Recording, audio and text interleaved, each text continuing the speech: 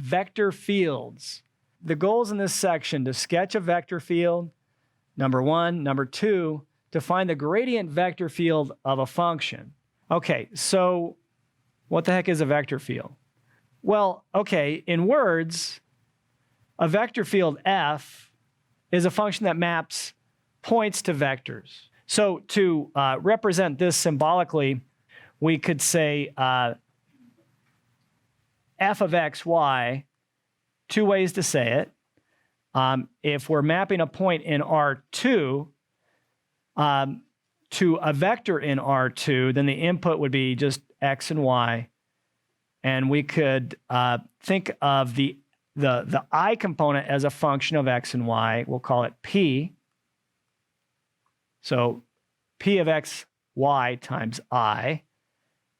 And then we could think of the j component as a function of x and y too. We could call that q of x, y times j. Or you'll often see me write it without the function notation, just in component form, saying p comma q, with the understanding that p is a function of both input variables and q is a function of both input variables. And then so we're mapping just a point to a vector, and we really do think of that vector as an arrow here. And if you think about it, what we're actually doing looks a lot like a transformation. We're mapping a point in R2 to something else in R2. But now we're thinking of it with a transformation back in 15.9, we mapped a point to a point in the UV plane to a point in the XY plane. Even when we use vector notation, that's what we weren't thinking in terms of arrows. Here we're thinking in terms of arrows. We're mapping a point to an arrow. Okay, so that's the difference. And then that could be done in the plane, as this one suggests. So this would be a vector field in the plane. And then, of course, you could map a point in R3 in space, f of x, y, z, to a vector in space, which you could represent as p of x, y, z for the first component. So p of x, y, z times I plus q of x, y, z times j plus r of x, y, z times k. Or sometimes we like to go back to component form and just keep it simple, p, q, r. With the understanding that p, q, and r are functions of the input variables x, y, and z. Okay, so this would be a vector field in space. So let's look at a few examples. And in fact, we're going to graph a few examples. So the directions in this example, sketch f, about the easiest thing you could hope for is a constant vector field. So no matter what the inputs are, x and y, the vector field's a constant. 1i, or just I plus 2j, is the same as 1i plus 2j, or in component form, 1, 2. So you always get the same vector no matter what the input. That's about the easiest vector field I can think of. And the way we map a vector field is we make the input point the tail. So I pick a point. Let's say that's my input right there. I don't care. What am I? A 1, 2, 3, over 3, up 3. I don't care. But let's say that my input is 3, 3. In this, it's only this one I don't care because the vector field is a constant. It doesn't matter. I'm going to go from that tail. I'm going to go right 1 and up 2. Right 1, up 2. All the vectors, no matter what the input's going to be, are going to look the same.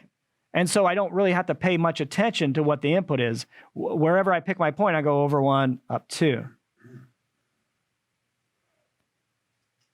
Over 1, up 2. And so over 1, up 2, you get this effect that, I don't know, maybe it looks like the current.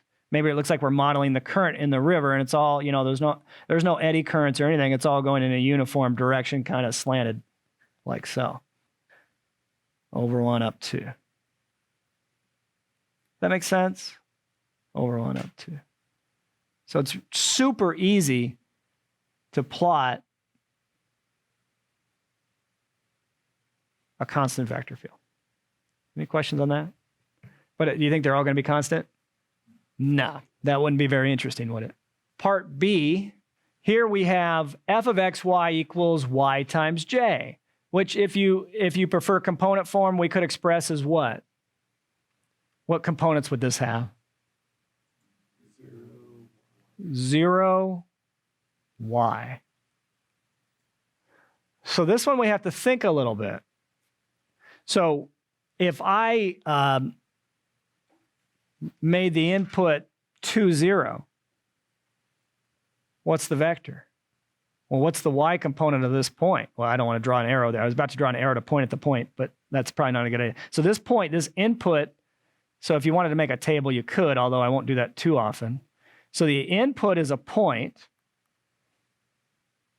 like x, y, and the output in this case is a vector 0, y, right? Okay. Then if the input is 2, 0, now you can see what the output is. What's the output going to be?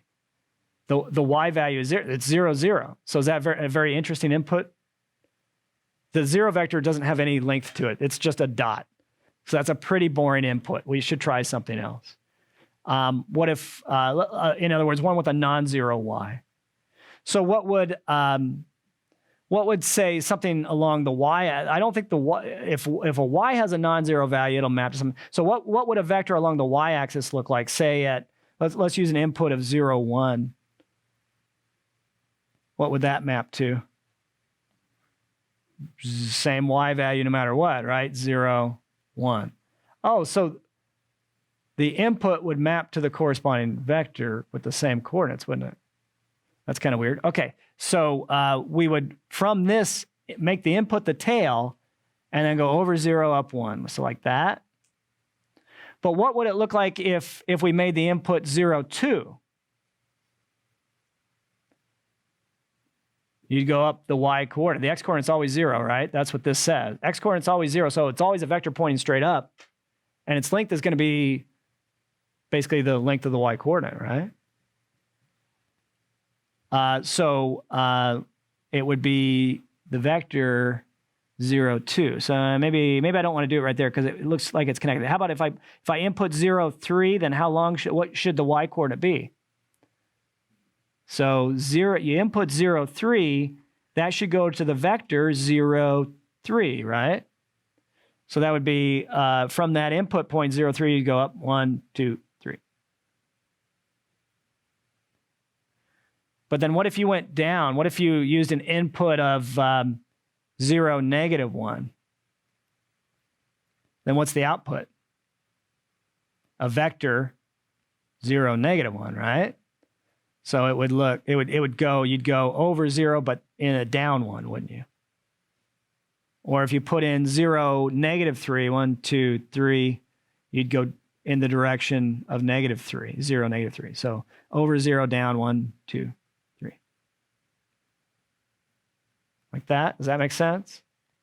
What if I made the input, I think you got the idea, but what if I made the input, what is this, 2, negative 1, 2, 3, 4?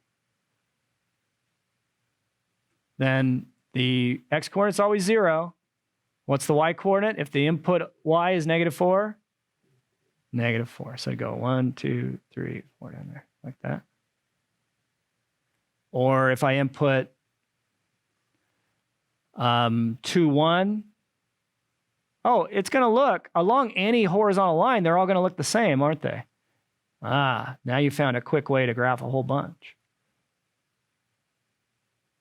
All right, I think you get the idea, right?